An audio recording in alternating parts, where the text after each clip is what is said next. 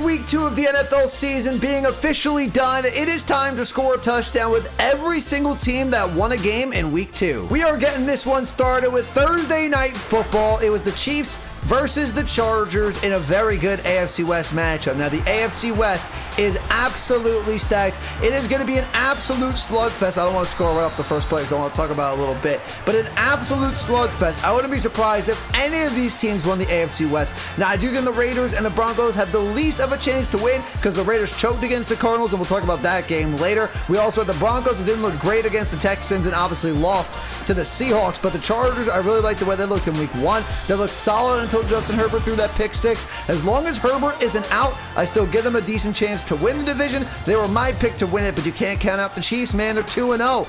They're the favorite. They're the team to beat in the AFC West, but Valdez-Scantling's going to have that touchdown. I'm looking forward to watching the Chiefs. Next up was one of the most boring games of week 2. Unless you're a fan of the Steelers and the Patriots, probably didn't watch a lot of this game. They didn't score a lot of points.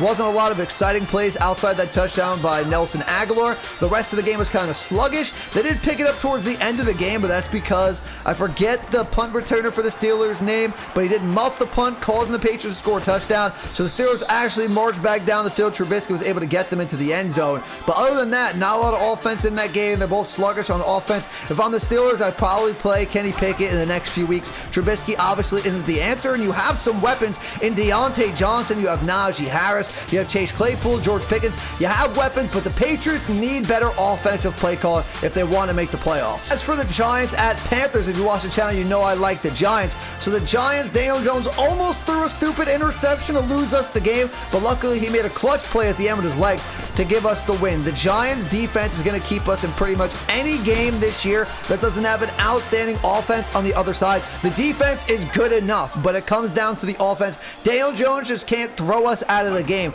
If he can give the ball to Barkley, if they can run it well and just play good defense, we're going to be in a lot of games. We might not win a lot of games, but hey, we're 2-0. That is way better than I expected. Definitely thought we were losing to the Titans. The Panthers game was a toss-up game, but we did wind up winning. As for the Panthers, Baker didn't look great. McCaffrey's still getting going. At least he's still healthy. They're just trying to use him a little bit less so he doesn't get injured. DJ Moore looked good. The offense will pick it up. Baker's just got to get used to this new offense. You have to remember this is a new situation for Baker Mayfield. He'll get it going. He is definitely better than Sam Darnold. I think the Panthers will win some games. They have a solid roster. Defense has played good the last couple of weeks. Their run defense hasn't been amazing, especially in that Browns game, but they'll get it going. But my Giants with the win, really can't believe it. They're 2-0. Daniel Jones, you got to do this. This is what he did to win the game, and he's into the end zone. As long as he doesn't throw us out of games, Giants fans, we can win some games. For my Cleveland Browns fans, I am sorry, guys. I would just look away, skip this part of the video. I wouldn't blame you because I don't even know what to say about this loss to the New York Jets. I can't believe the Jets won this game. Anybody but the Jets, I might believe it. Them and the Falcons actually having a comeback. The Falcons almost came back against the Rams too. We'll talk about that. But down 2 touchdowns, less than 2 minutes left, and did they even have any timeouts? And they come down the field twice and score a touchdown twice against a very good Cleveland Browns defense. If Nick Chubb just goes out of bounds, doesn't score the touchdown, I believe this game is over. I don't think the Jets get the ball back.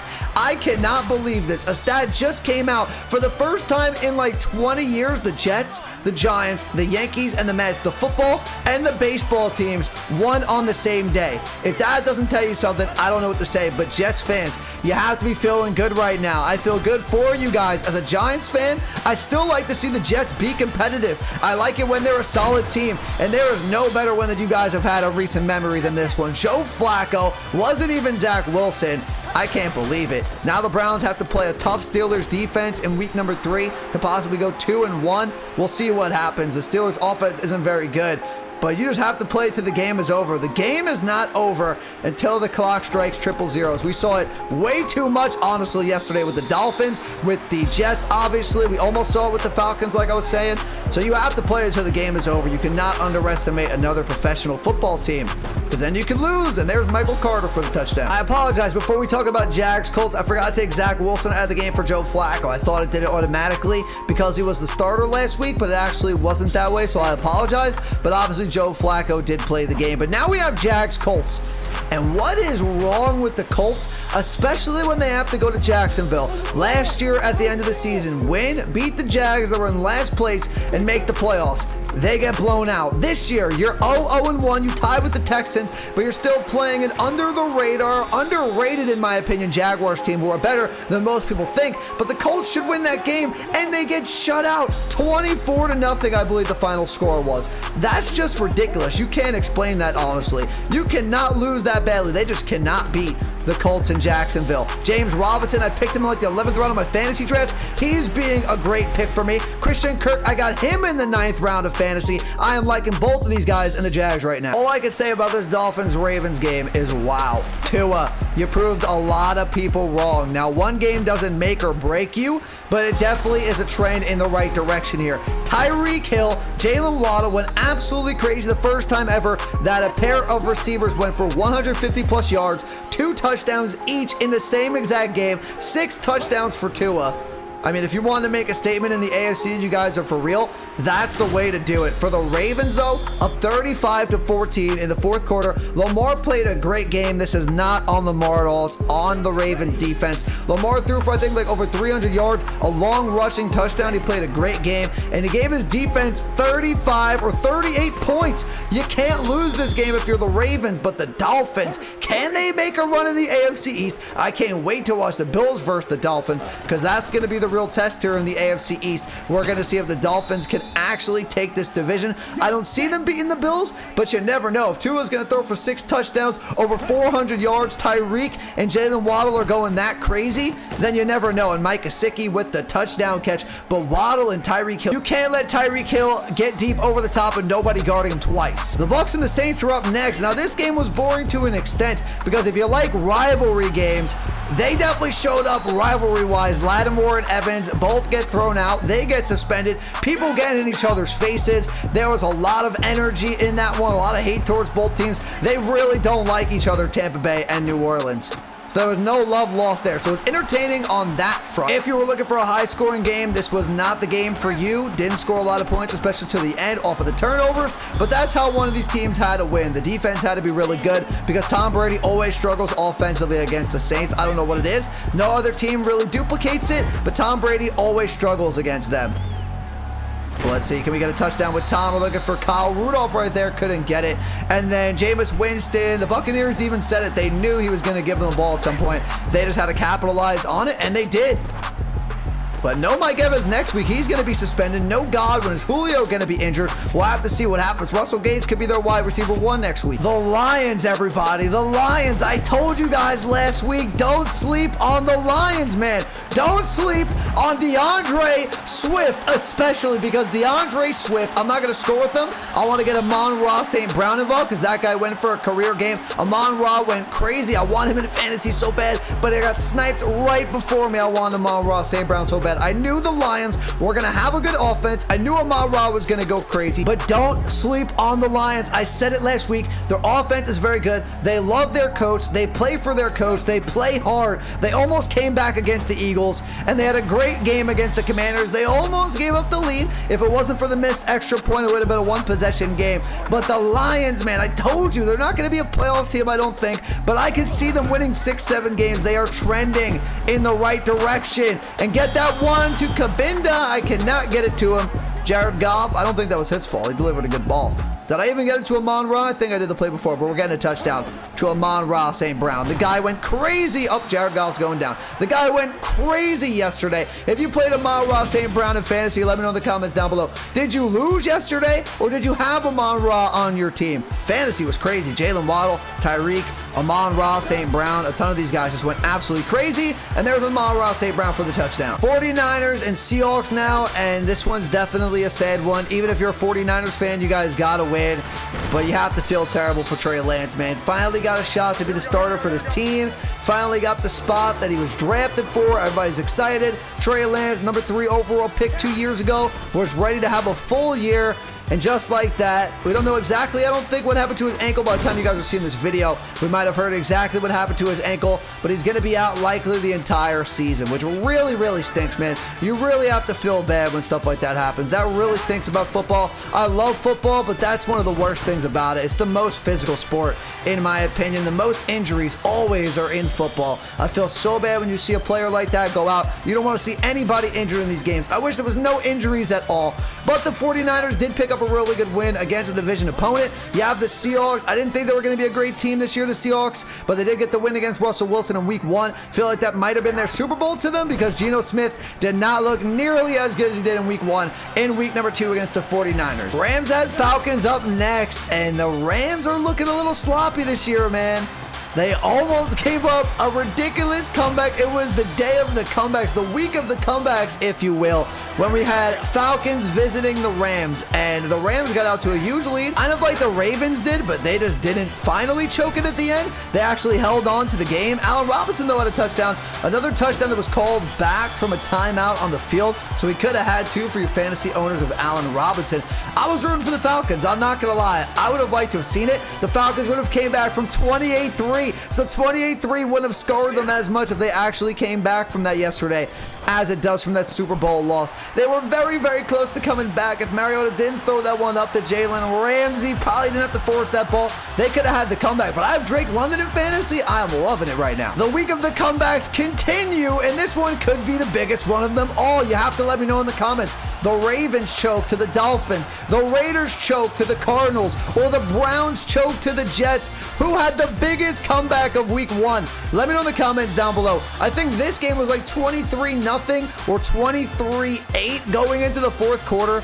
Just ridiculous. What is going on? What was going on in week 2?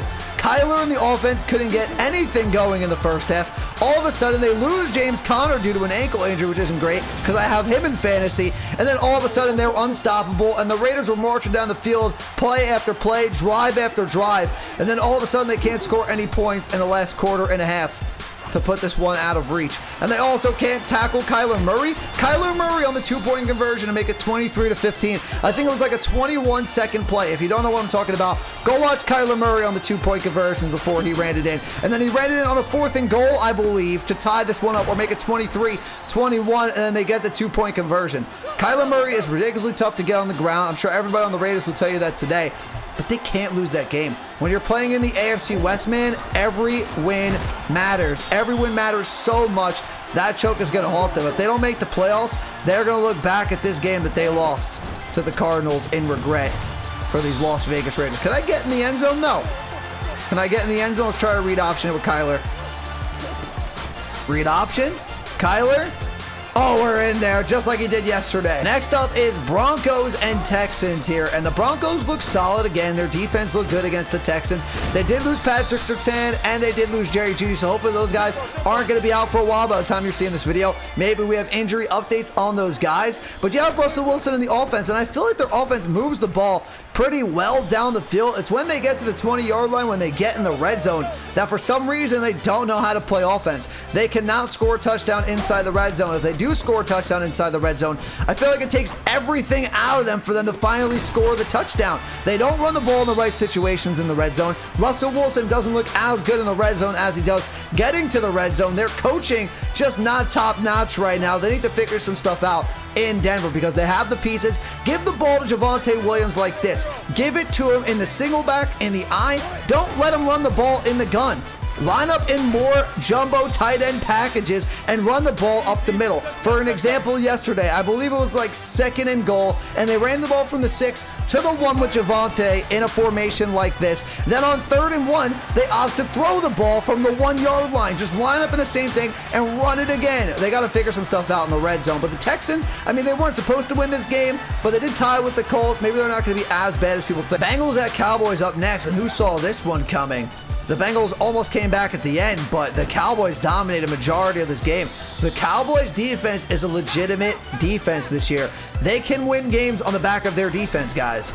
Cooper Rush, read option. How fast is Cooper Rush? They suggested it, so I called it, and it winds up working to the 19-yard line. But the Cowboys can actually win games on the back of their defense this year. Micah Parsons looked great. The defensive line looked great. Joe Burrow was getting sacked a ridiculous amount. They have to block for Joe Burrow better. If you're a Cincinnati Bengals fan, I don't know what's going on. They start off 0-2 against 2 teams that they easily should have beat. Week 1 with the Steelers, they turned the ball over like 5 times. They choke it at the end, missed a field goal to win it, lose it in overtime. They had a couple field goal chances, but then they didn't look good at all until the end of the game when they tied it up, and then Cooper Rush leads a game-winning field goal drive down the field. So I don't know what to take from this game.